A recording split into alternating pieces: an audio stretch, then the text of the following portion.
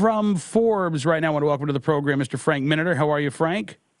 Hey, Cam. Good to hear your voice again. It's good talking with you. You've got a piece in Forbes, Why the Democrats Sit-In on Guns is Hypocritical. Okay, so let's talk about that. Why is the sit-in that we saw and the sit-in that some House Democrats say they'll do again, why is this hypocritical? Yeah, it's a political stunt, and for a real reason. They are not doing the solution that was offered, that both sides agree on, and that is a fix inside the FBI. So the FBI law enforcement arm talks to the background check arm, so that they're sharing this data and getting this correctly, so they could stop a person like this Orlando terrorist. Unfortunately, those bills were seen as too Republican for them and were tabled because they wanted more big gun-taking kind of bills passed. So they played politics and got on the floor of the House, for example, and had this sit-in, which is it's hypocritical because it just isn't trying to really solve the problem. It's trying to make the problem into something it's not. This wasn't about guns, but they are pushing this whole narrative to make it about that. You know, and it was really interesting too because we saw, Frank, there was I think considerable opposition from some on the left. And it was ignored. The ACLU, for example, came out in opposition to these measures, including the Feinstein Amendment and the Collins Amendment. You had Kevin Drum of Mother Jones. There's a piece even today, I think, at Salon, Amanda Marcotti. Everybody calm down, she says. The no-fly, no-buy bill was designed to embarrass Republicans, not to pass, and it's working. So she's actually talking to the left who have been concerned about the lack of due process, saying, don't worry, this wasn't even supposed to pass. This is all political. It's all just a game. We just wanted to try to put Republicans on the record as saying that they're okay with allowing terrorists to buy guns. You know, you talk about hypocrisy. To tell people, hey, listen, don't get upset at your politicians at our side for pushing this measure because we didn't want it to pass anyway. Frank, that seems kind of hypocritical to me.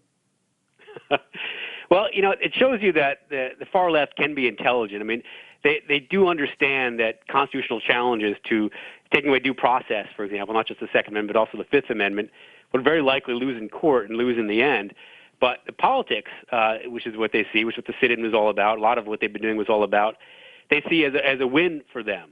I think the American people are educated enough on this that they're going to get what's really going on and see this for what it is. But you know, they do have kind of a point. I mean, pushing this way, parts of their constituency as we go into an election will like it. Absolutely. And is that what this is really about? I mean, again, we know that there were several fundraising emails sent out by House Democrats during this sit-in. You had Representative Kelly on CNN say, well, listen, you know, we didn't get the vote, but we got the public's attention, and that's kind of what we wanted. Is this, you know, trying to drum up support for gun control because, you know, the press loves to talk about the intensity gap between gun control supporters and Second Amendment supporters. So is that an attempt to try to, you know, cut into the intensity gap while at the same time motivating your base about November, given that, you know, you've got problems within the Democratic Party. You've got a lot of Bernie Sanders supporters who say they're not going to support Hillary Clinton. You've got that fracture on the left, just as you've got the split in the right. Is that all part and parcel of what's going on here? Yeah, I mean, look at it from this way. I just had an email from Everytown for Gun Safety bragging that they're going to attend the Gay Pride Parade in New York City to support the LGBT community. I'd like to see pink pistols show up there as the gun rights guys and gals they are, and get in their face and push them back and say, what if we had someone in that nightclub in Orlando who was armed, who could have shot back in those hours it took before SWAT came in? What if we had somebody there? Just have that get out there, that basic human morality, put it back in their face. So I think it can backfire. We just need to get that out there a little bit more. Talking again with Frank Miniter of Forbes. So as for the bill itself, you know, you say CNN and others have run with this narrative that 85% of the public wants to give the U.S. government this power over them. And you say that meanwhile, though, the media is not even reporting that giving the FBI this power is hardly necessary. And you kind of started off by talking about this. So right now, Frank, if somebody's on the watch list and they try to buy a gun, the FBI is notified, correct? That's what I've been told. And I've been told as well that the FBI can then put a hold on that for 3 days and do more investigating, can see if, okay, do we have any other actionable intelligence? By law, if they don't have an answer back from the FBI, they can sell the gun after 3 days, 3 business days. So if this happens on a Monday, they can sell the gun on a Thursday. Right. Okay, but there's that 3-day period where the FBI can put a hold, and while the FBI is doing that, as you say, the clock is ticking, but the FBI can right now, say, do we have any actionable intelligence? Can we make an arrest? Is there probable cause? What the Cornyn Amendment, for instance, would have done would have given the FBI then 3 days to go before a judge and say, look, here's why we think this sale should be denied, and there would be a actual due process for this. That was, again, that seemed like that was the real sticking point for Democrats. And so, again, if we want to have this debate or we want to have this argument, that's something that they're going to have to address. And instead, what we've heard are people like Senator Joe Manchin say that due process is killing us. You had Gerald Nadler from New York say that, if you don't support these measures, you can't let due process, allow you to support mass murder, was basically what he said. If you don't support this bill, then you're supporting mass murder.